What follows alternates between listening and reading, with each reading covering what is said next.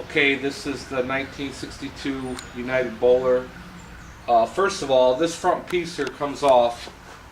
There's a screw on the bottom that holds it, and after you get that screw off, you have to pull the bottom towards you and push down. And it's lipped in there. It's got the switches and the total meter play.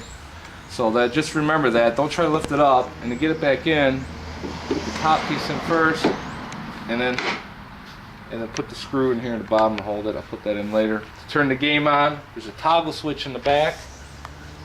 You pull it forwards towards you. Turns it on. The game is on.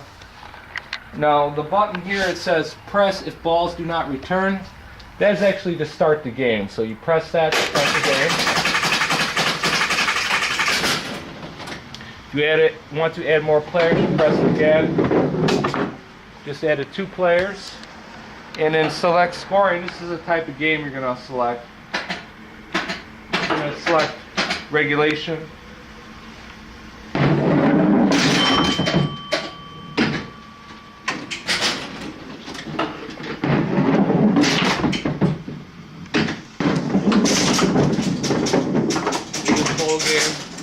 Now if you're on frame 2, let's say you want to change the game or start over, you can hit the start button. It'll reset it. It's got to be on frame 2.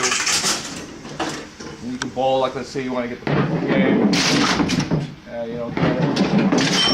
You want to reset it, all you have to do is hit the start button here. Then you just turn it off. Right there. Let's go around to the back.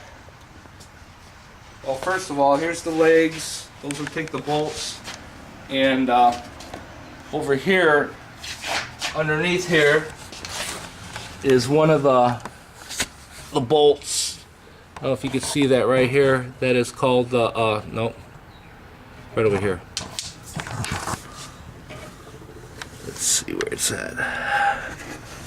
Right there.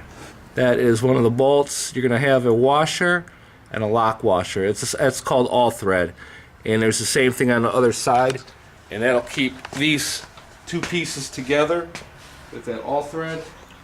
Let's go on the back here and I'll show you the 4 bolts that hold it down. This is the backboard of the piece. It'll lock, but also too, after you get the board in, twist these up and it'll hold it in better. I put those on there. This is not original. I had to make that because it was missing it.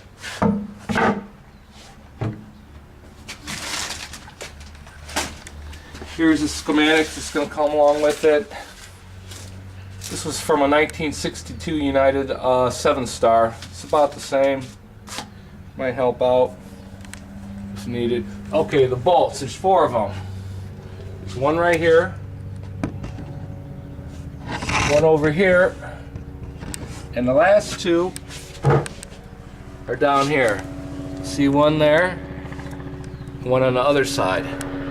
So that's it as far as holding the game together. You have these 4, and then you have the 2 all threads, and then the ones for the leg. As far as the electronics back here, these are the strike spare units for each player. There's 6 of them. So if you're having one player act up with the strikes or the spares, and only one player, it would be in one of these units, because it's common with the one player. Here's your coin unit. That tells you how many players are going to play. There's 1 player, 2, 3, 4, 5, 6, and that doesn't move. This is the player control. This steps up for every player. If you're playing 1 player, this will never move. It'll stay on 1. If you're playing 2 players, it's going to step up to second player, and then reset to go back to the first player, second, third. So that moves along with the player.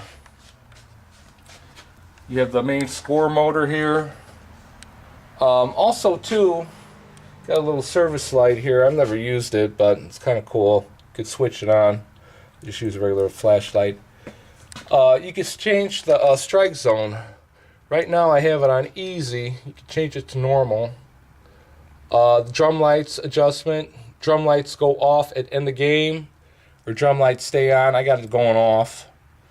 And you have your score motor service jack here. You could turn it off if you want to troubleshoot.